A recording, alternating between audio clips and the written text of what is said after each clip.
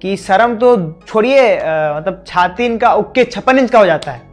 हमारा भी एक प्रॉब्लम है कि हमेशा अपने आप को पाकिस्तान जैसे अल्ट्रा प्रो मैक्स लेजेंड देशों से कंपेयर करने लगते हैं। बिहार पटना में रहने वाला यूथ अपने आप को ऐसे ट्रीट करता है जैसे वो सिएटल में रह रहा हो, और उनके पास इतने गोल्डन बूट्स और बैलेंस डियोर है जितने आपके पूरे घर परिवार में चप्पल जूते नहीं होंगे।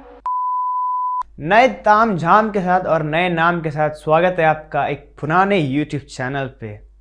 हाथ में ले लिया है पेन, जिसके कारण थोड़े से लगेंगे इंटेलेक्चुअल और नॉलेजेबल। इंट्रो में और कुछ ज़्यादा कहने के लिए है नहीं, तो चलिए बढ़ते हैं हमारे वीडियो की तरफ।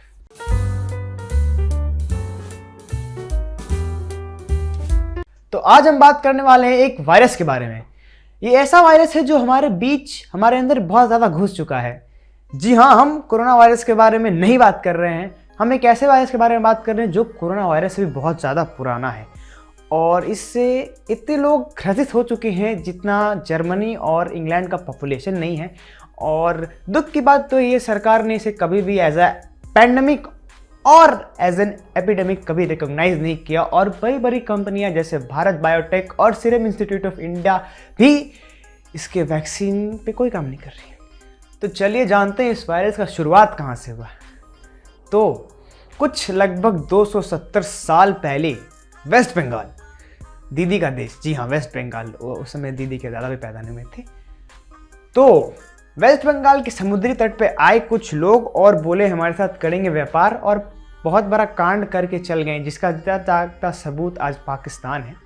जी हाँ, हम बात कर रहे हैं अंग्रेज के बारे में, और इस वायरस का नाम अंग्रेजी है। तो आइए इस वायरस के बारे में गहराई से जानने के लिए एक ऐसे ही ग्रसित आदमी से मिलते हैं। Hello, this is Ramesh D'Souza. I am 26 years old and I am from Bangalore, and I am natively from India, and I work in the top leading IT company of India, TCS. पहली बात तो आपसे इतना बड़ा intro कोई मांगा नहीं था, पर ठीक है। तो भारत ही में रहते हैं आप, भारत के कंपनी में काम करते हैं, टैक्स भी भारत सरकार को देते हैं, और भारत के रोड पे भी चलते हैं, और घर भी भारत के ज़मीन पे बनाए होंगे। तो फिर भारत के भाषा में क्यों नहीं बात करते हैं आप? It's nothing like that, it's just I speak the language in which I am comfortable. तो ये है हमारा पहला वेरिएंट, और इस वेरिएंट का नाम है अंग्रेजी के नाजायज़ औलाद। तो इस वेरिएंट का कोई वैक्सीन तो नहीं है, बट इलाज है, ज़रूर है। हाँ, तो किस में कंफर्टेबल था? अरे नहीं भाई, आती है मेरे को, हिंदी आती है। ये क ख ग घ ञ ट ठ ड न ब र ल व श आ ई। अरे भाई आती, पूरी आती है भाई। क्या तू भी संटी हो रहा है? अरे भाई, तो देखा आपने, सुसाइड कर देते हैं। ये है हमारे देश की जनता। अब इसी सिचुएशन को थोड़ा ब्रॉडर वे में देखा जाए, तो अगर कल को चल कर सेम चीज अगर यूएस में रहने वाला बंदा बोलता है कि I am not comfortable in English, तो शायद वो शर्म का बात होगा उसके लिए, और लोग उस पर हंसेंगे। बट हमारे यहाँ तो जी दूसरा ही बात है कि शर्म तो छोड़िए, मतलब छाती इनका उक्के 56 इंच का हो जाता है, और इनको ऐसा लगता है कि ये बहुत बड़ा अचीवमेंट प्राप्त कर लिए हैं। एक तरफ अपनी ही राष्ट्रभाषा में बात करने पे बच्चों पर स्कूल में लगा दिया जाता है फाइन और मिलता है पनिशमेंट, तो दूसरी तरफ इंग्लिश ना बोल पाने पे लोगों को जॉब नहीं मिल पाता है। और फिर हम पूछते हैं कि हम क्यों यूएस, जापान और फ्रांस जैसी कंट्रीज से इतने पीछे हैं, और आज भी हमारे बारे में विदेशों में लंड जैसे स्टीरियोटाइप्स बने हुए हैं, क्योंकि हम अपने कल्चर को कभी रिप्रेजेंट करते ही नहीं हैं। दूसरी तरफ ऐसे ही लोगों को हिंदी ना आना लगता है कूल। इनके माँ बाप से मेरा एक गुजारिश है कि 20 रुपए इस्तेमाल कर लिए होते तो पैदा नहीं होता ऐसा फूल। इसके बाद आते हैं कुछ इंटेलेक्चुअल्स के नाजायज औलाद, जो इंग्लिश को एक स्टैंडर्ड मानते हैं, जो मानते हैं कि इंग्लिश नहीं बोल पाता वो लो क्लास होता है, वो डी ग्रेड होता है। तो उनसे कुछ कहना है कि वर्ल्ड के सबसे बड़े फुटबॉलर लियोनेल मेसी, जी हाँ लियोनेल मेसी हैं, CR7 वालों साइड हो जाओ।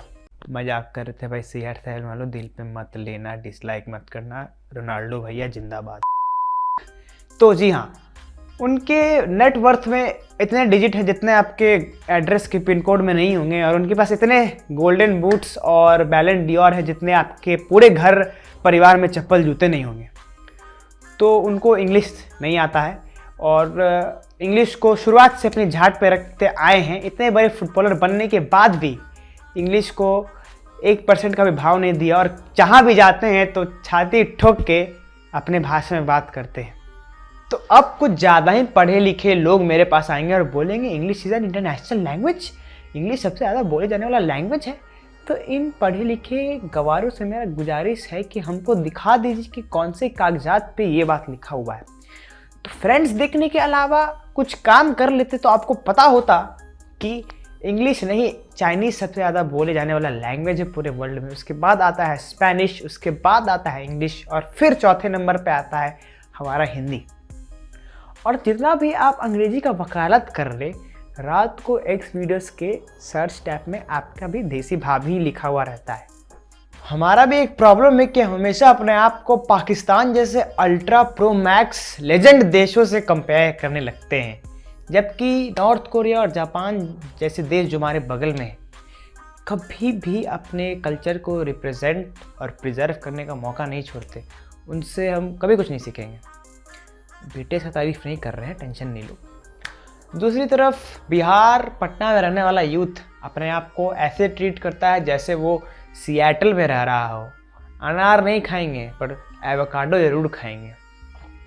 और एक तरफ वेस्टर्नाइजेशन को अपना नाजायज़ बाप बना के चल रहे हैं, पर उनको ये नहीं पता है कि वेस्ट वाले लोग अपने ही कल्चर को फॉलो करके आगे बढ़े हैं। तो हम भी आगे तभी बढ़ पाएंगे जब हम अपने कल्चर को फॉलो करेंगे और प्रमोट करेंगे।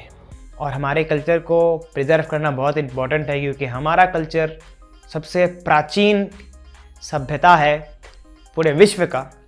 जाके थोड़ा हिस्ट्री पढ़िएगा। तो प्लीज़ आपसे गुजारिश है कि ऐसे बिखेरिए मत हमारे सभ्यता को, और जितना हो सके प्रमोट नहीं तो प्रिजर्व ही करने का प्रयास करें। और ऐसा भी नहीं है कि इंग्लिश नहीं बोलना चाहिए, जहाँ ज़रूरत हो वहाँ बोलो। इंग्लिश का बहिष्कार करने नहीं बोल रहे हैं, बट हाँ, जो मैसेज था वो मिल गया होगा आपको। तो अगर ये मैसेज अच्छा लगा तो लाइक, सब्सक्राइब और शेयर कर दीजिए। और यार ऐसे ही वीडियोस और देखना है तो नीचे सब्सक्राइब का बटन भी दबा दीजिए। तब तक के लिए जय हिंद।